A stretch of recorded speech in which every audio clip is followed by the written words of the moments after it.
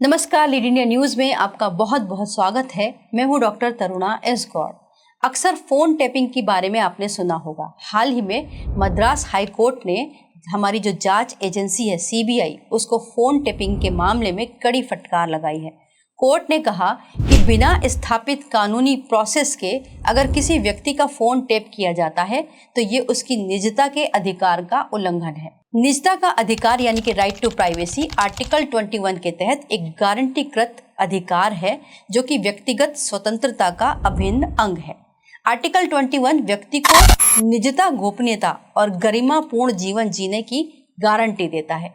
Phone tapping से जुड़े हुए इस केस की सुनवाई करते हुए मद्रास हाई कोर्ट के जस्टिस एन वेंकटेश की बेंच ने कहा कि टेलीग्राफ अधिनियम के सेक्शन 5(2) सरकार या जांच एजेंसी को फोन टेपिंग का अधिकार देते हैं, लेकिन उसके लिए जरूरी शर्तें भी दी गई हैं। सुनवाई के दौरान जस्टिस वेंकटेश ने people's union for civil liberties मामले में सुप्रीम कोर्ट के द्वारा दिए गए एक पहले के फैसले का भी जिक्र किया, जिसमें कहा गया था कि सरकार या फिर कोई भी प्राधिकरण तभी किसी व्यक्ति की फोन कॉल या फिर मैसेज या फिर उसके डिजिटल कम्युनिकेशन को इंटरसेप्ट कर सकता है जब दो बेहद जरूरी शर्तें पूरी होती हों। पहली, देश की सुरक्षा, संप्रभुता या फिर सार्वजनिक व्यवस्था को गंभीर खतरा हो, और दूसरी, ऐसा करने के पीछे कोई ठोस वजह हो और उसका कोई संतोषजनक कारण दिया गया हो।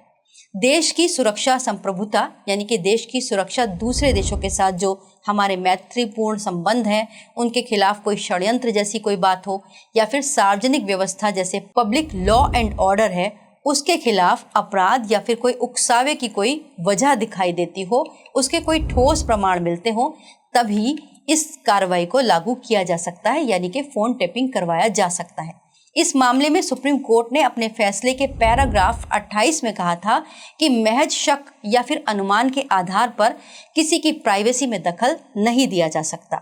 अगर इंटरसेप्शन करना है तो संबंधित अधिकारी को ये भी बताना होगा कि ये कदम क्यों और किस परिस्थिति में जरूरी हो गया, और ये भी बताना अनिवार्य होगा कि क्या कोई दूसरा विकल्प मौजूद नहीं था। इसका मतलब साफ है कि निजता यानी कि प्राइवेसी सिर्फ एक अधिकार नहीं बल्कि एक संवैधानिक सुरक्षा कवच है, और इसे भेदने के लिए वाकई गंभीर कारण और कानूनी आधार चाहिए। इसी के साथ मद्रास हाईकोर्ट ने सरकार के 12 अगस्त 2011 को जो जारी किया गया आदेश था एमएचए के द्वारा, उसको खारिज कर दिया। ये आदेश इनकम टैक्स असिस्टेंट कमिश्नर का फोन टेप करने के लिए दिया गया था। इनकम टैक्स ऑफिसर पर रिश्वतखोरी और भ्रष्टाचार के आरोप थे और इसी सिलसिले में उसके फोन को टेप किया जा रहा था। नाराज कोर्ट ने कहा कि न तो ये मामला सार्वजनिक आपातकाल का था और न ही इस दायरे में आता था कि इससे सार्वजनिक सुरक्षा या फिर देश के लिए कोई खतरा हो, जैसा कि सुप्रीम कोर्ट ने अपने पूर्व में दिए गए उस फैसले में कहा था और निर्देश दिया था। इतना ही नहीं, जांच एजेंसी ने इंटरसेप्ट किए गए निर्धारित समय सीमा के अंदर भी समीक्षा समिति को अपनी रिपोर्ट नहीं भेजी।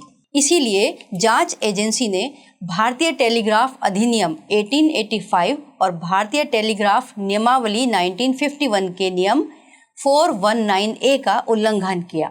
अब जान लेते हैं कि फोन टेपिंग की ये जो प्रोसेस होती है वो कैसे होती है, अनुमति कैसे मिलती है। ये अनुमति केवल गृह मंत्रालय के सचिव स्तर के अधिकारी ही दे सकते हैं।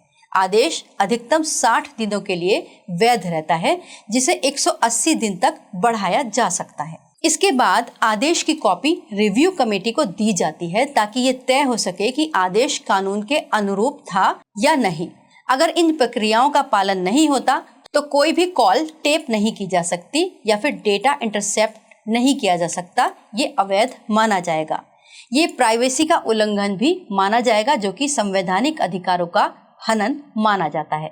तो ये थी फोन टैपिंग से जुड़ी हुई जानकारी। अपने लीगल हक को जानने के लिए जुड़े रहिए लीड इंडिया के साथ। वीडियो देखने के लिए बहुत बहुत धन्यवाद। वीडियो को लाइक करें, हमारे चैनल को सब्सक्राइब करें। हमारे वीडियो सबसे पहले देखने के लिए बेल आइकन प्रेस करना ना भूलें।